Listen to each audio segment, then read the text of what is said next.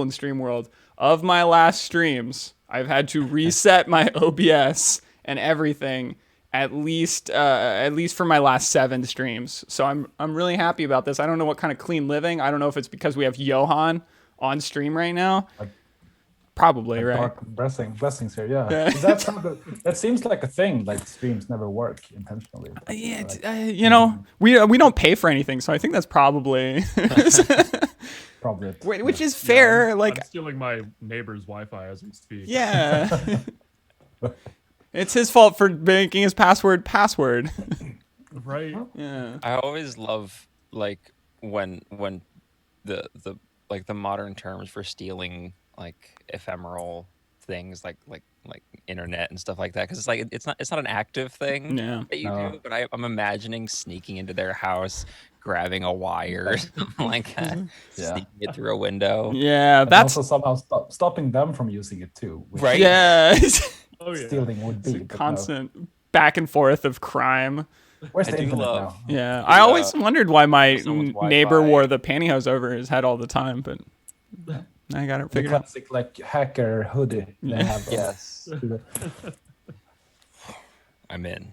Yeah, exactly. What I'd give for us to, we've just been having ideas all morning. I got another idea we need to do one. I got my cool hacker glasses. Yeah, we need to do a hacker. We need to do a hacker where you have the glasses and the hood, but you also carry around a detached keyboard, like with the USB cable, like in your pocket. It doesn't go. You're just like, yeah, exactly. You ready to rock? You're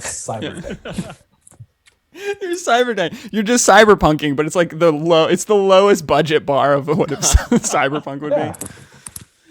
Perfect. Let's see. Seen Hardcore Henry? Right, good. We got everything. Yes. Hardcore Henry. I haven't, but I love the name. Yeah. It was a very fun cyberpunky first person film. Googling it right now. Yeah. It's actually filmed in first person. Yes, actually filmed. I think there's like. Oh God. 12 seconds where it's not in first person.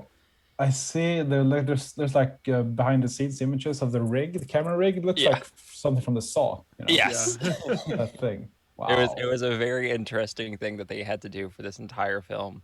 But between that and Kung Fury, I watched both of those in one night. And that was just my favorite cyberpunk experience.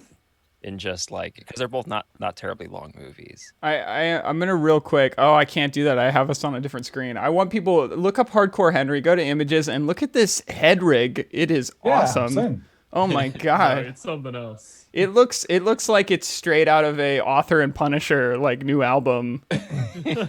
Yeah. It's really cool. It's kind of weird how the cameras are at his mouth. Yeah. Mouth level. I'm guessing they probably.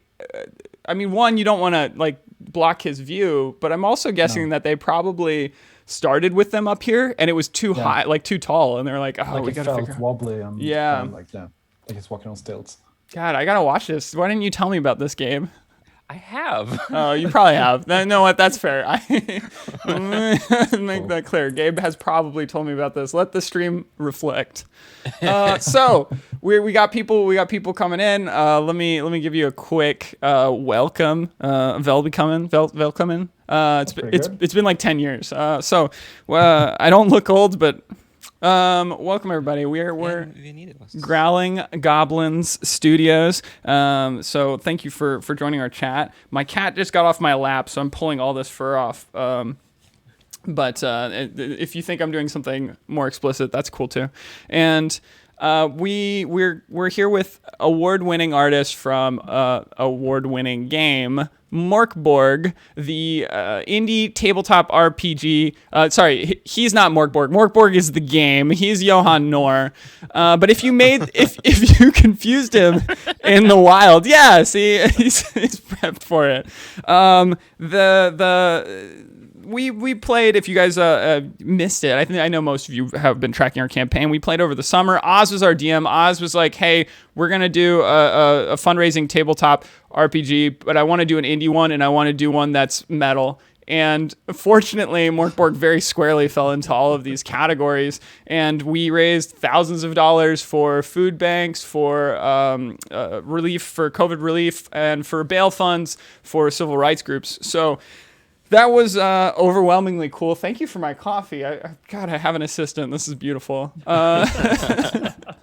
Overwhelmingly cool, and we're just very grateful that we got to play. And then we of course, as you do when you're raising money for charities, you try to leverage it to hit some big hitters, get them on your stream.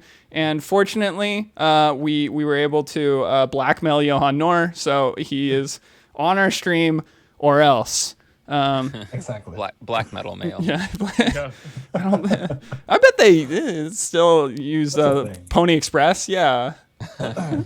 So thank you so much for joining us, Johan. We're really excited to have you here. I know that we've written down questions, so I think we're going to just try to say them as fast as we can at you.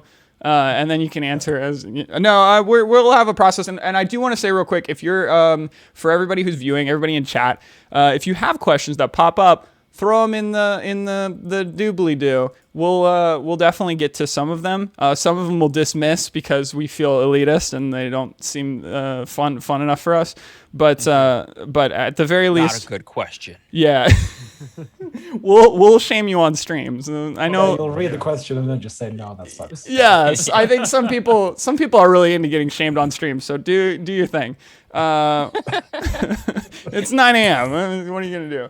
9 a.m. If you want to simp for some tabletop RPGers. Does Gabe have an idea for you?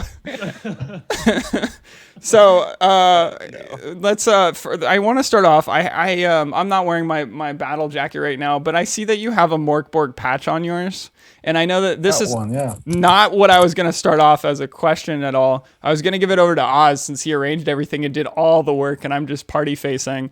But but I need to know, where do I get a patch? Yeah. This was part of the first original Kickstarter. Okay. When we did the I think we called it a two-headed basilisk, the package where we had all the stuff. We had the patch, we had the T-shirt and everything. I think it's actually the T-shirt that I'm wearing now with the Occult Herbmaster on it. Oh, down here. Yes. And we also included that little cassette tape with Null that we did. And those went fast, and we told everyone that unfortunately this would be exclusive. Yeah. With the Kickstarter, which is something that I deeply regret saying now, but we have to stick to our word. You do. Yeah. But if we are able to figure out somehow how to send patches to people, we will make more patches in the future. Absolutely. Yeah. You just let us send us this Just make a different patch. Yeah, exactly. Just a slightly different. Yeah. Because we can't. I don't want to. You know what I mean. This one comes in turquoise. Exactly. A turquoise patch. I don't have a turquoise patch on my metal jacket. I've got my favorite one right now, as far as like patches that are kind of off, is my vegan black metal chef patch. But yeah, if I had a MorkBorg, I'll get their little toe. Yeah, yeah. So Oz, if you want to start us off with a legit question and not me just trying to see if I can get into the exclusive patch club. That's a great question though. Thank you. We all want to be part of that exclusive patch club. I appreciate the affirmation this early. First of all, I cannot thank you enough for joining us on the stream, Johan. It is fantastic to have you here. It's really fun to be here. If I can interrupt you saying that, because yeah, of course. I was so thrilled to see that you guys started streaming the game, because you were the first group to actually do that. Really? I think in spring 2019, right? Something like that, or the summer. Spring 20. 2020, yeah. First week of April, so almost a year ago exactly. Yeah. And I remember watching that first episode, and I believe you were playing Rock Black Sludge, slightly different start. And there was a little bit of a different start to it, but Rock Black Sludge. And there was a lot of talk about lard, and there was I remember fondly one character, I can't remember the name, that could only speak the wrong name or something. Yeah, Orange. Yeah. Orange. There you go. Yeah, exactly. Oh, it's a lot of fun. So yeah, thank you for playing the game and streaming it. It was so much fun. But yeah, my first question for you is, what's the story behind the name Of MorkBorg? Yeah. Oh, so the name it means dark fort in Swedish. Okay. And hang on, let me see if I can get my facts straight here, because it started out as this solo game, this little small micro game that Pelle made almost 2 years ago, I think, right before we made it into the thing that it is today. Okay. And I think he called that Mork Borg. And then when we made it into the full game, we just kind of took that name and kept it. And it was really important for us to keep it untranslated and not like name it Dark Fort or something. Okay. Because we wanted it to have that feel that the name had. Yeah. And also people like umlauts for some reason, so we just kept that.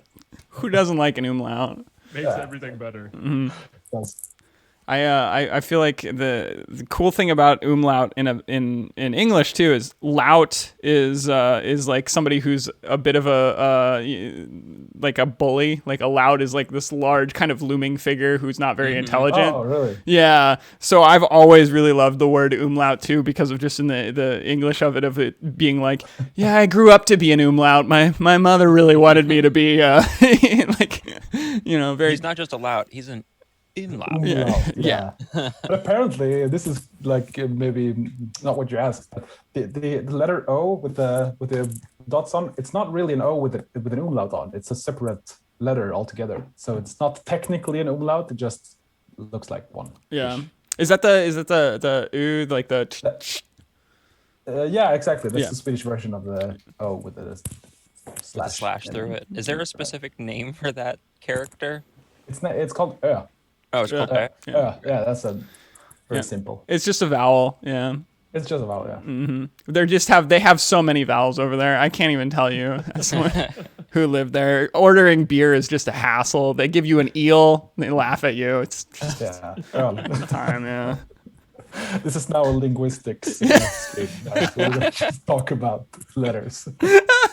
I got so many stories of getting We're lost. gonna go through false cognates between languages. I'm gonna step in here. So real quick, I'm gonna try to steal Oz's questions with not translating that. Was that one of those where you guys kind of made that decision, obviously based on the feel of the game and wanting to make sure that you've captured this very aesthetic quality that the name carries through with it? But were you influenced at all by some of the like metal music that was like, yeah, we'll never do things in English, or Kind. I think that mentality also was there. yeah, in a the way. subconscious of it. Yeah, subconsciously, but what we didn't realize was how funny people would think it is to say MorkBorg. That was kind of a thing that we realized when people were talking about the game. Yeah. And I had never, I never knew what Mork and Mindy was before this. So all of a Another sudden, great I get these pictures of like Robin Williams. I'm like, what the fuck? Gotta love that. So yeah, it's funny. And also, if you ever think that the joke, Mork and the Borg from Star Trek is original, it is not original. We have heard it. Perfect. So, for anyone watching. For the record, let the record show. If you think you have an original idea, please go to morkborg.com/OI and check out. There'll be a list of all of the different original ideas that are not original. Right. Now you know. But send them to them anyways. Yeah. Please, yeah. Yeah. And please make a purchase while you're there. Yeah, buy that gorgeous book. Yeah, Oz, hit us up. Next question. Do it. So I was gonna ask this at the top of the show and completely forgot. So before the streams, I normally think of, or I find a song that generally fits what's happening in the game, and I want to toss this down to you, Johan. What song should be the song of today's stream? Oh, of today's stream. I am right now very much into a band called Vile Creature. Yeah. From Canada. Check out that album. It is fantastic. I just bought their album, and I think it's one of the best albums of last year. Yeah. And so if you, I'm not sure how rights or anything works, but if you You should play like Harbinger of Nothing, which is a really good song. It's the opening song of that album. We aren't allowed to play it on stream. Let me make that clear. But everybody should go to bandcamp.com where you can get Vile Creatures album. Unfortunately, we were 1 day late for Bandcamp Friday, but still snag that album. Vile Creatures also are super communicative. So if you buy something on their bandcamp.com, it signs you up for their list, and they'll let you know when they're doing live shows and like videotaped live shows and stuff like that. They do a lot of cool stuff for their fans. Cool. Yeah, they're really? super good. Yeah, they're awesome people. Yeah. So I love that you chose check 'em out. our Canadian friends up above. I wanted to plug them. Go to Bandcamp. Bandcamp Fridays, first Friday of every month. You can support some artists who are really struggling right now. So Yeah, tough year. So outside of that, what's some of your process like for the art? I have such a distinct style, which I absolutely love. And yeah, just like what kind of led you to that very distinct style? I think I've always drawn that way in some form or another. I try to like experiment on different styles of art when I draw. So I have like, I don't know, 10 different styles. So some of them are super detailed and some of them are just like brushy, scratchy, you know, basically just rolling my face against the Wacom tablet. But yeah, I don't know, really.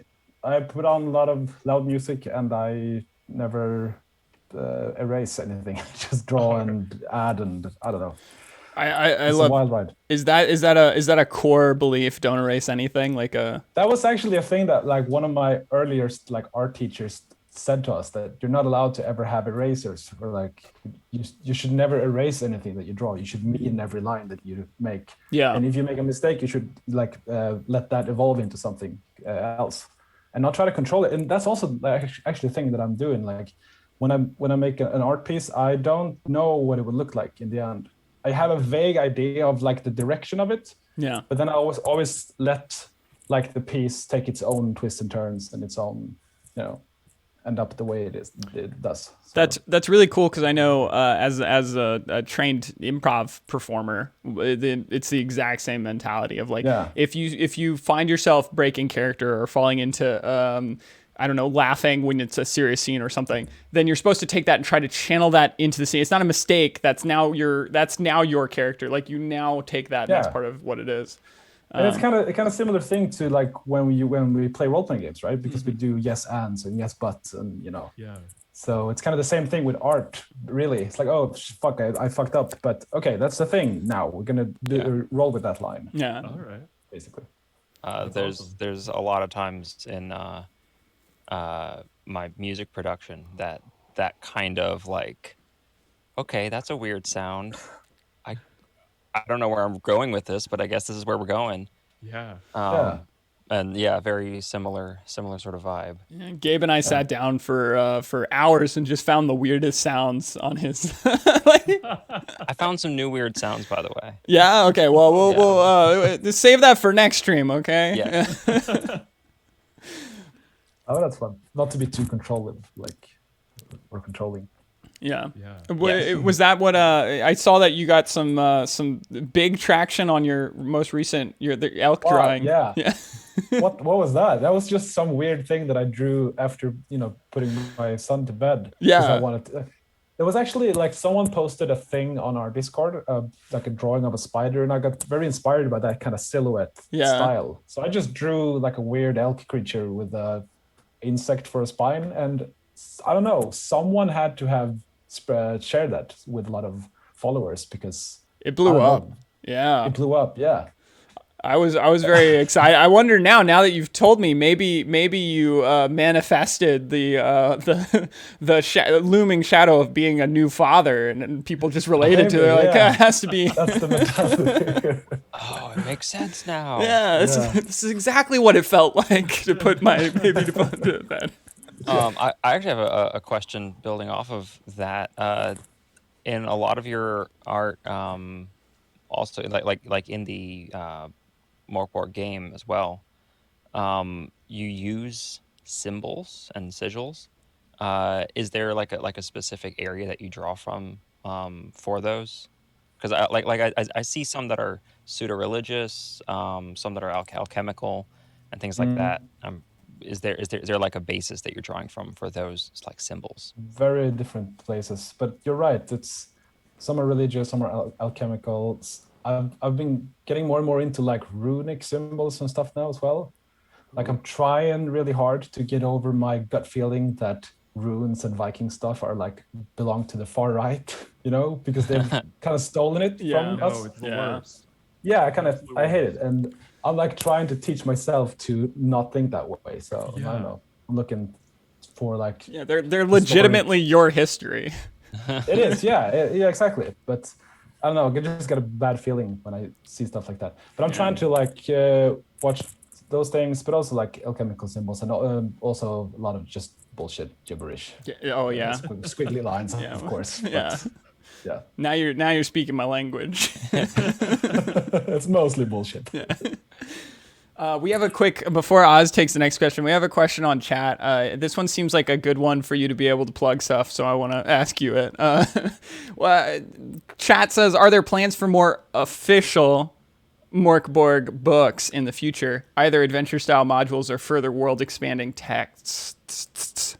I can't really say anything here, of course. But I mean, right now I'm working on Putrescence Regnant, which is the vinyl album that we're making with games Omnivorous and Exalted So Funeral. excited for that. It's really good. I mean, obviously I'm going to say that, but I think it's really good. And I just finalized the print files like yesterday, and I think we're sending the whole like music album files early next week. So it's all pretty much done. And that's a pretty that's an adventure. It's only 8 pages and like the screen, but it's got a lot of locations, and I think it'll take some time to play through. That's so exciting. So we have that, and then we have obviously Heretic, which we kickstarted not long ago that I'm making, and there's more stuff coming. So there's something called Cyborg, and then there's something else as well. So what I'm hearing, chat, I'm hearing the answer is yes and. Yes, and absolutely. Yes, and wink. There's a lot of stuff coming. Wink with your third eye. Yeah. I'm trying. We'll perceive it. Is it too early for you, Oz? Yeah, my third eye hasn't opened up yet. That's understandable.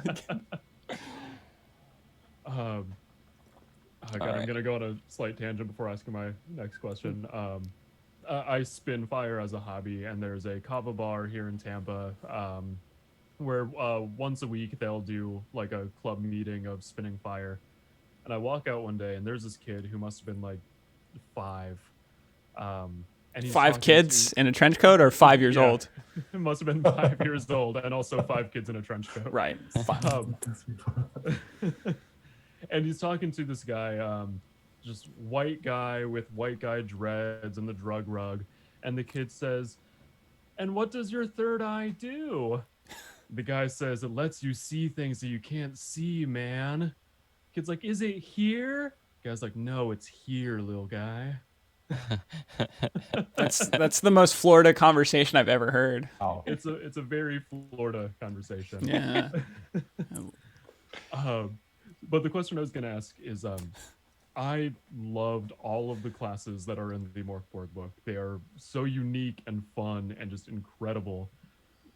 What was like the thought process behind those classes? Was it just like making things that are just out of the ordinary from your normal like tabletop game, or? Ooh, I don't know really. That was Pelle's thing. Okay. You got the wrong guy. Damn it! I told you guys.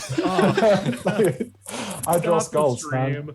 No, but I think that he wanted to make classes that was kind of similar to the classic, Dungeons and Dragons classes. You get your fighter and your cleric and your whatever, but they have their own twists and their own little MorkBorg aesthetic vibe going on. Intricacies. I liked that. I liked that for MorkBorg, at least the way that our campaign went, and judging by kind of like the source material that I've consumed, it's very it's made to kind of lay out what a classic hero or hero's journey is, and then pervert it. Like it definitely seems like there's a it's operating off of this core but maybe some acid slipped in or something. Yeah, Like just a little bit of borax. Yeah. At its core, it is like you could play any like OSR stuff with it and those kind of adventures, but it has this like you poured oil on it or something. Or lard. Yeah. Or lard, yeah, lots of lard.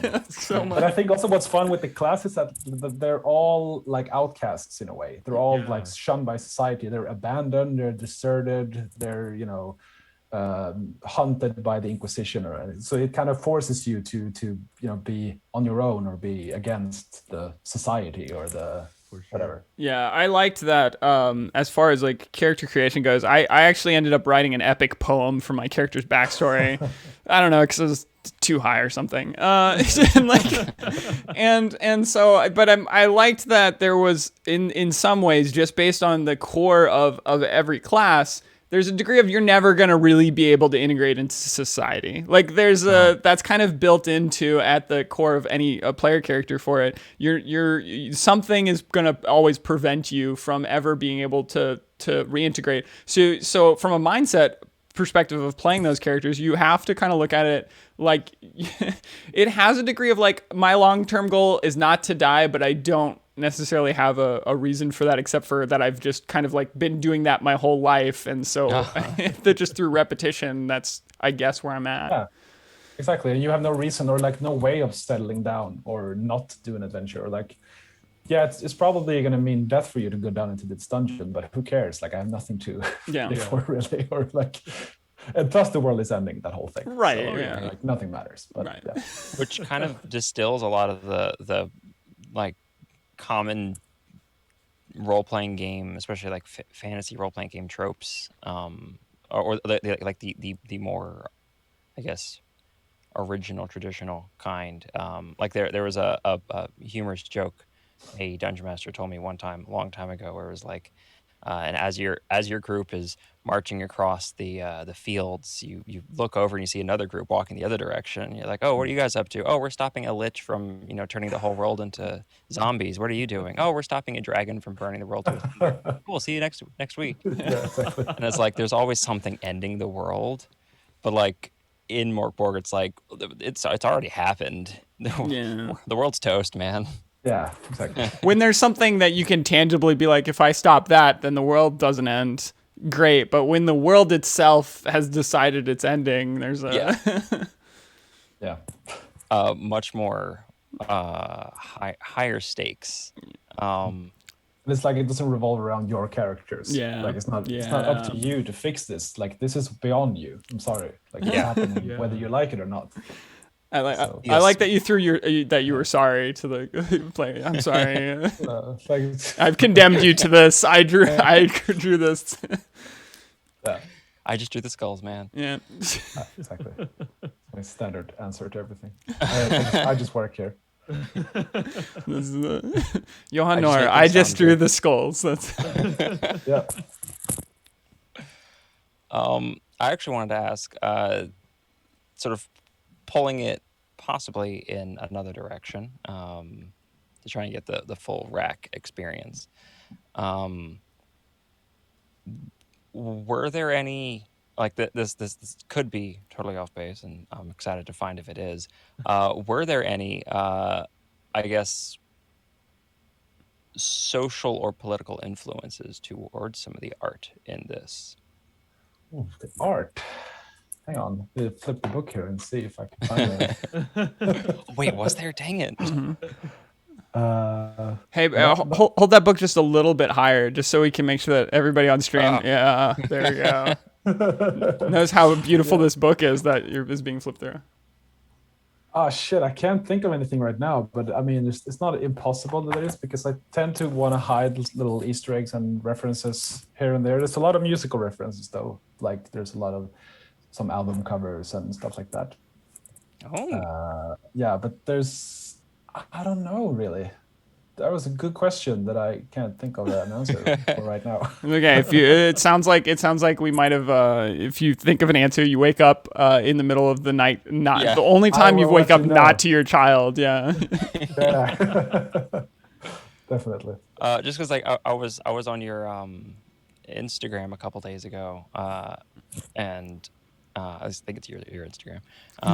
It's either yours or somebody who's doing a really good impersonation job. Well, and there were like I mean, like 2020, 2019, whatever year this is right now, there's been a lot of weird stuff happening, and Right. so like I know personally, like I just do music. I don't do a whole lot of visual art, but it's hard to not put things in because art is expression.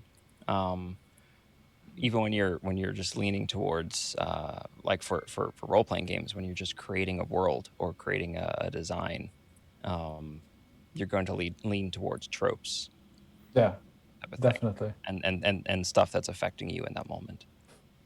I think there's a lot of maybe not super recent stuff or like things that are happening right now. Like we actively avoided any kind of like epidemic themes this year. We got from like we had decision. but like we had on the Discord way back like a crowdsourced thing where everyone would write entries for a random table. Pretty much, it was the same for the items in the ferritory, the reliquary, but we did one for diseases instead and illnesses. This was before COVID hit. And we got it done, and it was so good, and we wanted to release it, but then COVID hit, and we felt like, no way, we can't do this. And it was also a class called Quarantine Defect, or it was way before all this. But we felt like, no, we can't touch this because it's so real and affecting people's lives, for real. So and it also becomes like that low hanging fruit. Like it feels, exactly. It feels like that. Yeah. So we had to abandon a few of those things that came up. Everybody who's on stream, who's on our streams regularly, our favorite black metal cat is here, Zarko. Thank you for joining us. Meow. Yeah, I just had to announce the Zark. She eats you. Yeah, it's the black. It's a very heavy metal passage right now. She's a very Opeth cat. This is all, which is Swedish. So that's how I tie this back in and pretend I'm not making a big. There you go. Yeah. Right. Lon, do you have another question? Yeah, man. Toss it to me. I genuinely, if you haven't figured this out yet, I'm what do they call those people who are way too into Japanese culture who are American? Weeaboo. Weeaboo. I'm a weeaboo, but for Scandinavia. I have Scandinavia. Yeah, I have a really French name. Every now and again, people are like, "Oh, you're foreign. I know you love Scandinavia. Are you from there?" And I'll be like, maybe. I'm just throw a little doubt that way. People on stream know I lived in Denmark for a year and worked for TV2 and played frisbee next to castles, and that was my whole Danish experience. But as somebody who's had as an outsider looking in, when it comes to not just kind of Scandinavia has this aura of, I think, of really innovating at what we now call like indie, but like at an underground level, in a lot of creative spaces, not just music, but also in indie tabletop RPGs, board games, all this stuff. There's so much cool things that come out of Scandinavia. Do you have a reason why you think that is? I mean, I have plenty of reasons that I attribute to it, but as an outsider looking in, that's, I can think of like for tabletop role-playing games at least, because we've had that here for a long time, since the 80s or something. Yeah. I think we were pretty early on, like internationally with role-playing games. I mean, obviously the US was before, but right. But I think it's so like rooted in the country here. Like there's all the nerds from back in the 80s are now creating games of their own, and it's had kind of time to grow the scene here. And there's a very like thriving in Swedish indie role-playing game scene, and some of them are starting to like break out internationally. Yeah. But yeah, I don't know. It's a very vibrant scene here. which was not the answer to your question. It was just saying what you said. Confirming, but, yeah, but no, Just confirming, but yeah. if you guys had something in the water, I wouldn't expect you to tell us what it is. You know, you don't want to give those secrets away. But I wanted to see if I could try to con you into giving them away. That was my hope. Yeah, no, just super high taxes and good quality life. I don't know. Do you hear that, American government? Raise the taxes, man. Mm-hmm, there it is. Raise the taxes, raise that stress level, keep people indoors. Yeah. Wait. Yeah, exactly. Yeah. And remove the sun. Remove the because sun. There's no the sun. sun. Out there. Yeah. Mm-hmm. I I mean, think we had. I think it was like December this year where we didn't have a single hour of sunlight yeah. for like a month or Yeah. something. It's That very- does things to you. I was gonna say those. I still remember when I was a kid and I first came across Swallow the Sun, and I think they're northern Germany. I can't remember exactly where they're from. I don't even think they're necessarily from Scandinavia, but I hope I'm not like way off base and they're now really pissed. They're on stream and they're like, God damn it, this kid. But I remember being like, wow, what a strange aesthetic. I wonder what their music is like. And their music really matched it. And then I was like, man, I can't even imagine like how they made such dark music. And then they're like, and they live in a place where they don't see the sun for 1 month at a time. And I was like, Yeah. Oh, And that's also a thing with like in the game world of MorkBorg. Yeah. Because the sun is gone. yeah, And like for us, that's not so different from Yeah. how it is Yeah. over here. You guys are probably just in a lot of places. set north out the of tea candles and Uh-huh. Yeah, that's what it is. It's like behind clouds yeah, all day. bust out the holiday beer. Yeah. I love all the I mean, I feel like strange is the word, but all the very like strange life styles and things that happen in the worlds and cultures of people that have like cultures that have grown in areas like that, like super northern Alaska and Scandinavia, and I'm sure parts of Russia that aren't very communicative. My brother was actually born in Alaska, and I mean, granted, he didn't spend a whole lot of time cognitively there, but my parents did, and they've talked plenty about like the experience of a month at a time, like just no sunlight, like the sun will crest the horizon for like a moment, and you'd be like, oh, and it'll go away. But like that experience of like the weird things that will happen in the world, how everyone feels a little different.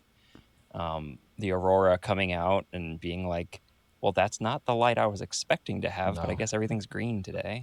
It's so weird because like I don't want to sit here and talk about the weather too much. It's like We'll tie it back into the weather of MorkBorg. yeah, exactly. But like when you have a day where there's no shadows at all because there's Yeah. no sunlight, that's super weird and unreal. That whole quality of like nothing casts a shadow, which is gray and unrendered in a way. Yeah, I love it looks unrendered. like someone didn't finish the No, it's not done yet. the ray casting. It's weird. Yeah.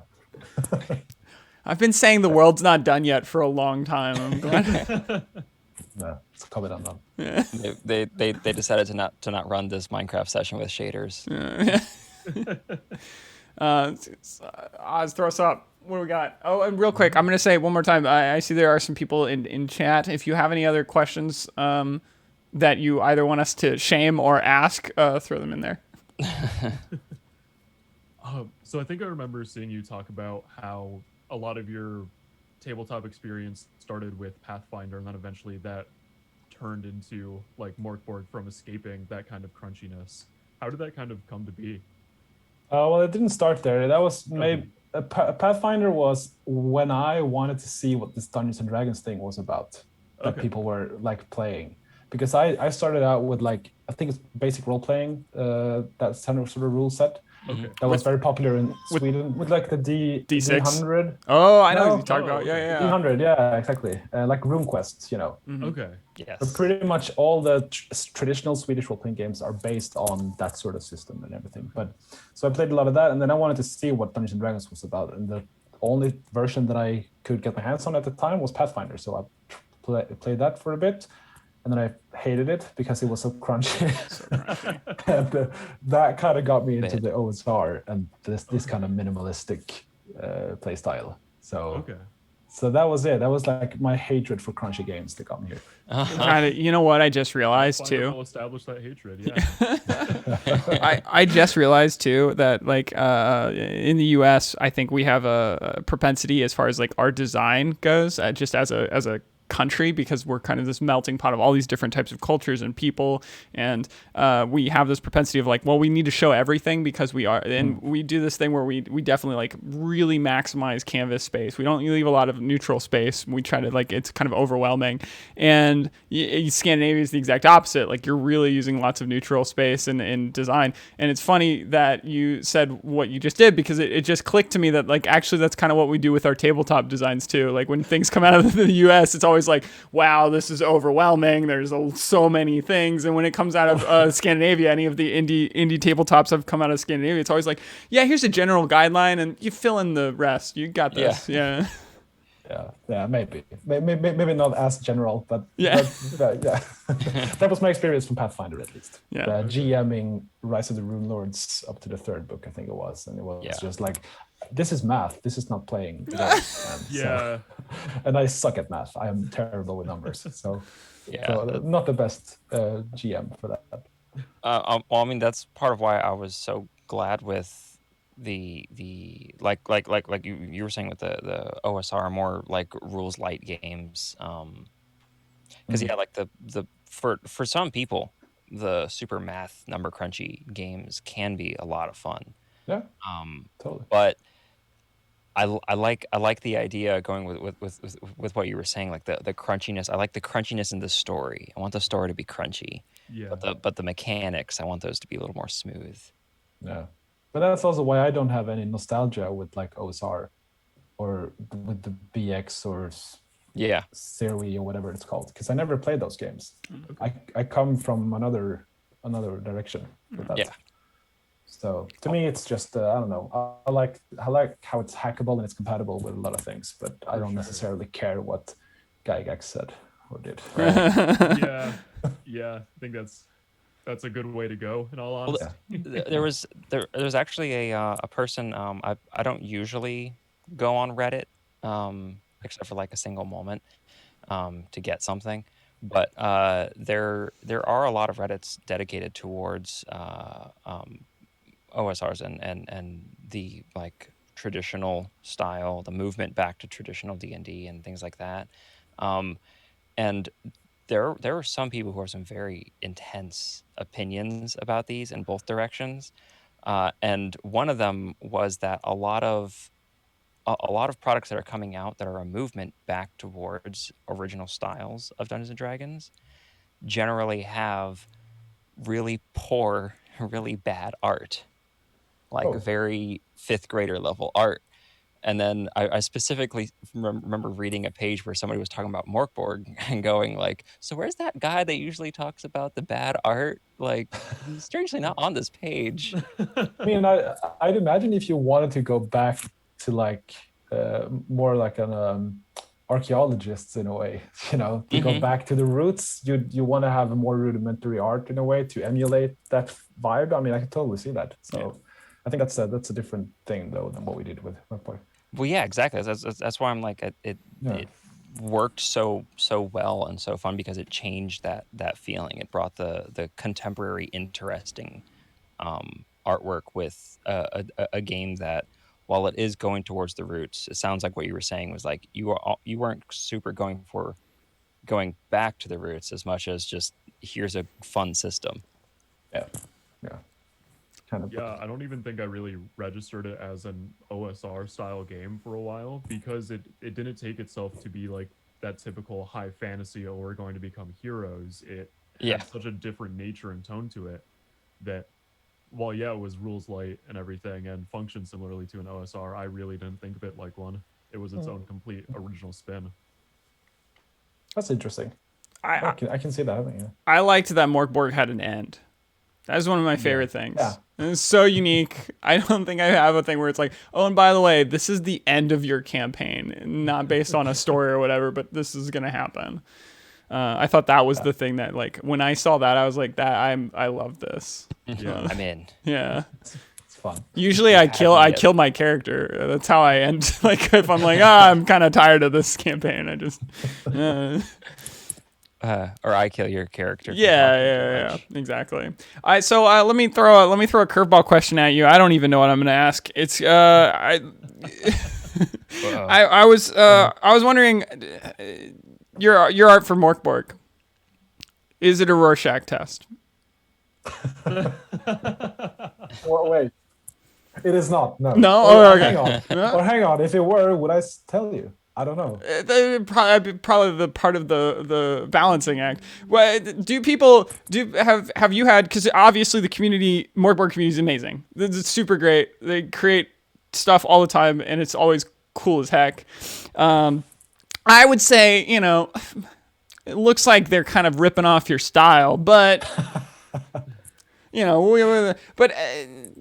you think you created something that it seems like a lot of people actually see themselves reflected in, as far as just as something that they can, as a personal brand, like identify with? Like, I wear these shirts. I love these shirts. These are really cool for me. This is Gilead Media. They're a big fan of their stuff.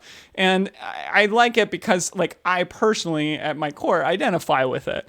And I have, obviously, because this is not too far off, the exact same feeling when I interact with your artwork. And is that something that is a lot of people? Do you think the Rorschach aspect of this question is like, do people see themselves in your work? Do they say that's my brand? And how does that feel to you as the creator? I mean, I could totally see that. Actually, I haven't thought of it that way, but I can see how it's kind of. This style of art is kind of connected to a certain kind of music or like other sources of media that people like or see themselves in, or identify themselves as, and it's also kind of easy and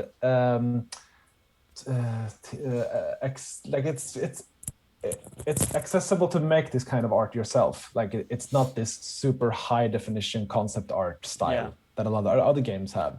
So it can be, squiggly lines and whatever. So I think it's allowing people to make their own stuff as well, and to like, I wouldn't say copy the style, but do their own version of it. Right. In a way. Right. So yeah, totally. Like, homage, yeah, or like tap into the style and do their own twists on it. And I really support that. Mm-hmm. Do you, if you, especially with the community? Yeah, this is if you're not in the community, come on. Yeah, exactly. Yeah. Well, if you're not in the community, get in that community. Yeah, make something, and you will be part of the community. So it's a trap. It's a trap. That's what it is. Join us. It's like we have a cup of blood waiting for you. Yeah. Perfect. And a cupcake. Yeah. It's a cup of blood and a cupcake. So one of them is explosive. Yeah, don't think too hard about it. This is probably one that you get often. So here's the deal. Oz, let me find out where he is in the chat. He's above me. Oz is the only person here who has what I would call a drawing artistic experience. Like he has a image that he can put in onto the page, and he has the capability of doing that. Gabriel and I are much more much more musically, like we can hear things, and then we will figure out how to make bad copies of those in the real world. What would you say to somebody like who's on stream? I know we have plenty of people who are not artistically inclined, but if they, hopefully they've seen some of the MorkBorg work, which is fairly, like you said, it isn't like the world. It's like the world. It's not fully rendered. What would you say to people who maybe are like Gabriel and I to encourage us to join the cult? Yeah, I mean, you don't have to have art to begin with if you want to make stuff. Like right now we have an HJam called Folklore, which is you take a piece of folklore and you MorkBorgify it, and you can put it out there on it, and you can also win stuff that we're gonna send out to people randomly.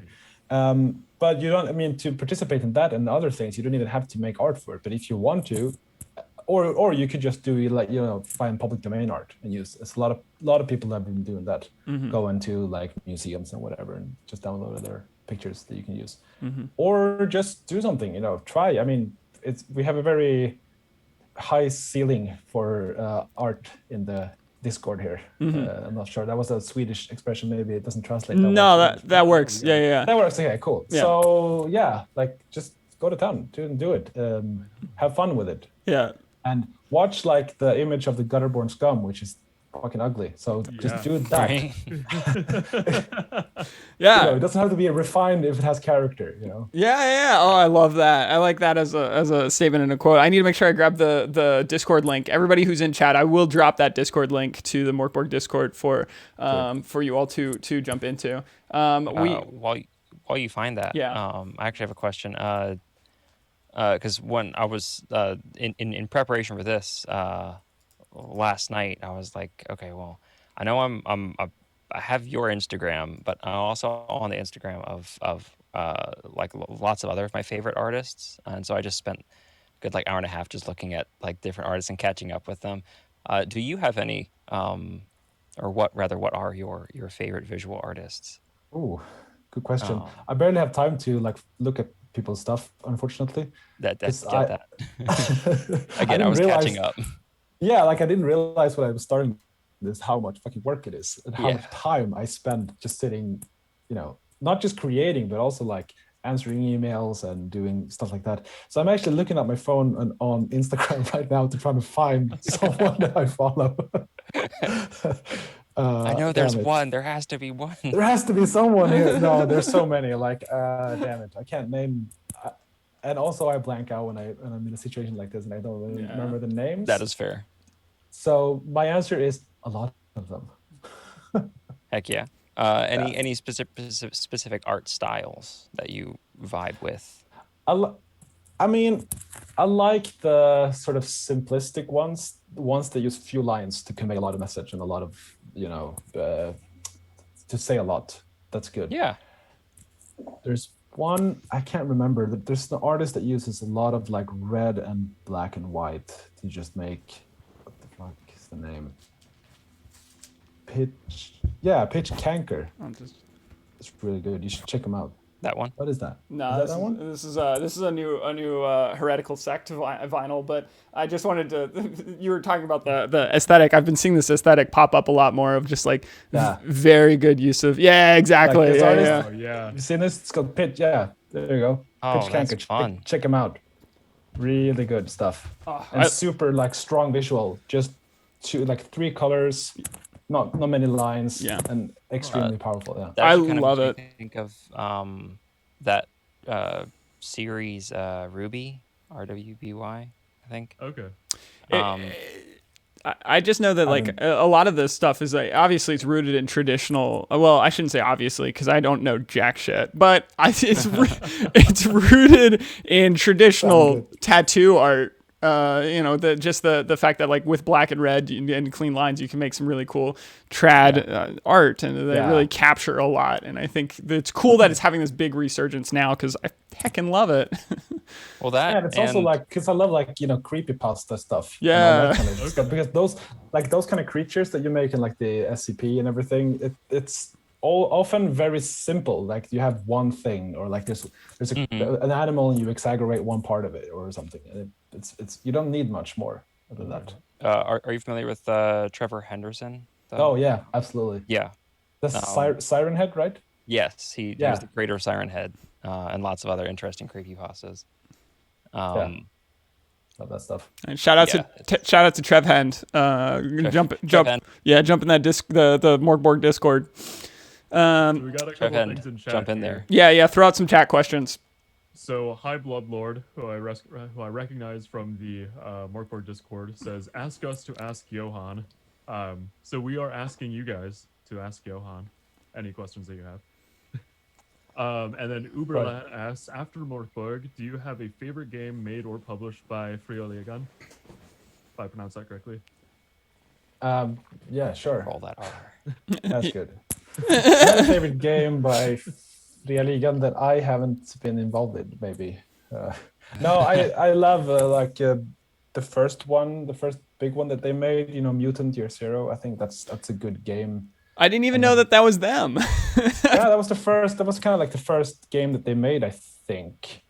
And I did the maps for that game, the zone maps, which is a very different style from what I'm doing now. But I like that game because it's a different take on a very traditional game here in Sweden. Mutant is one of the first role-playing games here. Okay. Mutant Year Zero is awesome. I love it so much. Yeah. It's kind of this fun post-apocalyptic game. Yeah. With talking animals as well. I played Mutant Year Zero with a bunch of my friends who are furries. They're all about it. Yeah. And I was just super excited. I brought a different element. I haven't played it much. I played maybe 2 or 3 sessions or so. But I like it. Mm-hmm. Now, from a game designer's perspective, what is it like to see someone play your game? I mean, I'm fully aware that I kind of butchered it. Is there any part where it's just like, oh God, why would you do that? No. I mean, hang on. At the table, it's your game. Like when you bought it, it's not mine anymore. I can't whatever you do is the right thing. Because I see a lot of talk, especially on Twitter, with game designers thinking they can somehow control how people play it, and it's not theirs anymore. You don't own it. Yeah. Sure. I love seeing people play the game, and that was one of the goals that I set up personally for this game when we made it. I want one group to play it, then that it's a success for me. Yeah. And so we met that, but it's just so fun.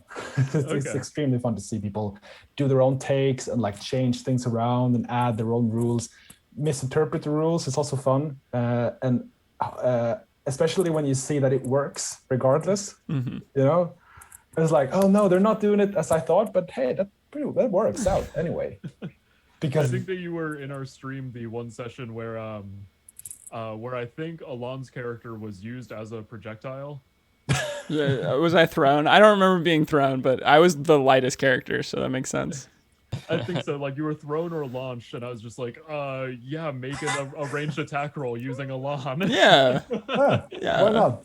So sounds good. Yeah, the fact the fact we made it as far as we did without throwing a character, I feel like that was a new record for any type of tabletop game. And I love in a game where you can have that moment of just being yeah, sure, make this attack roll, instead of being oh, there's a specific rule for throwing another player. Let me find it, and this will take 5 minutes. I think that exact moment that you just described is my favorite as a GM. When the players have this weird plan and this thing they want to do, and they just look at me, and I just go, sure. I'll just have to think of something. Yeah, you're sitting there just trying to be how do I make this happen for them in a way that I did not see this coming at all, but sure, of course. I as a how many hours you spend planning, the players will always ruin it. Yeah. And make it so much better. That's my goal. goal. That's why you should never plan anything. Or when you make adventures, you should never have a finished solution to a problem. I knew I loved you from the beginning, Johan. Just do a problem and they'll figure it out. Don't worry. We write for Goblins and Growlers, which is the inclusive community building tabletop gaming group that Gabriel and I both belong to. We have 1-page dungeons. You should they're on our Patreon. You can check that out if that's really cool to you, people who are watching stream. But we have these 1-page dungeons. They're stupid cool. We've gotten some awards for them. They're not MorkBorg awards. We didn't get any Ennies, but they're super cool. I'm the worst at writing them. We have a bunch of people in our collective. I'm the absolute worst because I have 10 bullet points, and I'm that's enough, right? Doesn't that work? And then it takes a different type of mentality to create something that's. You need paragraphs a lot. Yeah, it's a different mentality to create something that is that cool for people to be able to play, that is structured enough where people feel that it's a full, complete thing. But I'm the opposite of as a DM and as a player, where it's I want to find the way I can break the world. If there's berries, if you told me there's berries on the lead up to this battle, I'm going to chew them and spit them at the enemy, thinking, hoping they're poisonous or something, yeah, exactly. So I did, but I think that's the cool thing about that, and what I wanted to tie that in grandiosely into MorkBorg is that there is obviously with any tabletops, there's no right or wrong way. Just like Johan said, there's no right or wrong way to play them. Once they're in front of you, you're playing them the right way, no matter what. But I think one of the things that I, as a player, and if I was to encourage anybody on the stream to why you should play or at least check out MorkBorg, is because there's so much space. If you're somebody who really enjoys seeing your DM kind of have that oh shit moment where like how do I, this is the perfect game for it. It's the perfect game for it. There's so much space, and I know that for some people you want more structure to be able to grab onto, because me, when I was especially when I was a fledgling GM and fledgling tabletop player, I wanted to have more structure. But as I've played more and more, I more and more don't want anything. I want to be able to build the world as I go. And this is just like if that's something that sounds exciting to you, whether you've been doing it for a while or it's new to you, I think this is a perfect system for it. Yeah, for sure. Yeah. It's not a question to Johan, but what would be? But if that was a question, what's your answer? I agree. Okay, Absolutely. good, perfect. Yeah, good. Yes. Yes. Sure. Why not? Yeah, it's very yes and here. And then there are so many great resources on the MorkBorg site as well. Lots of additional classes or dungeons, all sorts of things. The MorkBorg cult, they are always releasing fantastic new just dungeons and designs and everything else like that. There's a Spotify playlist that I would always just play before the streams and everything. The fantastic vinyl record that Johan mentioned is coming out. I'm so excited for. If you see me looking down, it's because I'm actually placing my order for that. On stream, be a professional. Do it afterwards, man. That's good. We put out a sample track not too many days ago now. Some noises there, and also a line from Wayne June.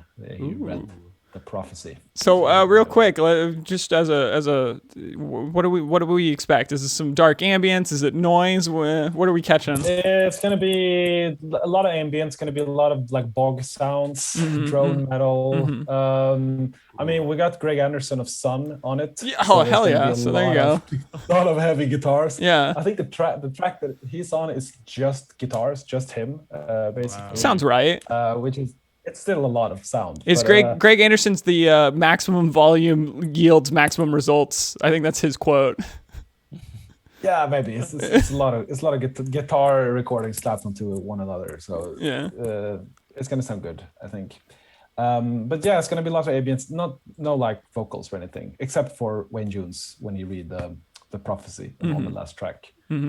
Which is gonna be awesome. you didn't get Attila to just make noises in the background.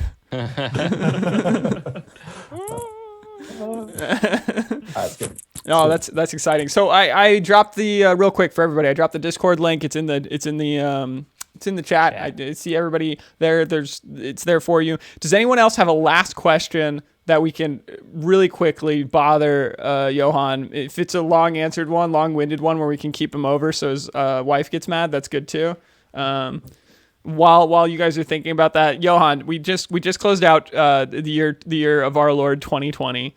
We started the year by being like, oh, roll at advantage is 2 d20s, how great, and then we ended the year with like, god damn it, we all rolled ones. Yeah, just so many crit fails. But at the same time, I would like to think that just because it makes me feel better, that people have come together in a way we haven't before, and we've torn down some of the boundaries and the barriers that were mostly geographical that has allowed us to, I think, communicate across places that we maybe haven't before. And I like to think that there's creative spaces that now exist that didn't exist before, kind of because we just needed to find community in new ways. Where I'm going with all that is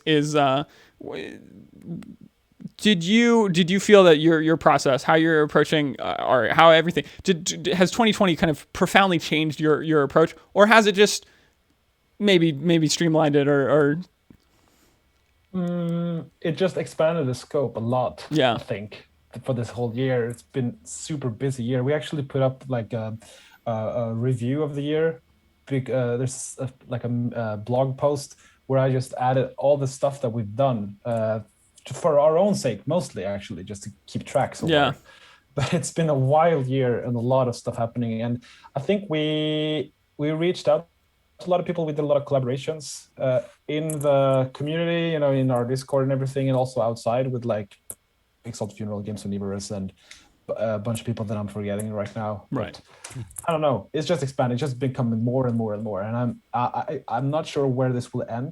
It will end in a crash and a bang, probably. But we'll see. A lot of dead birds and fire. Yeah. Probably, yeah.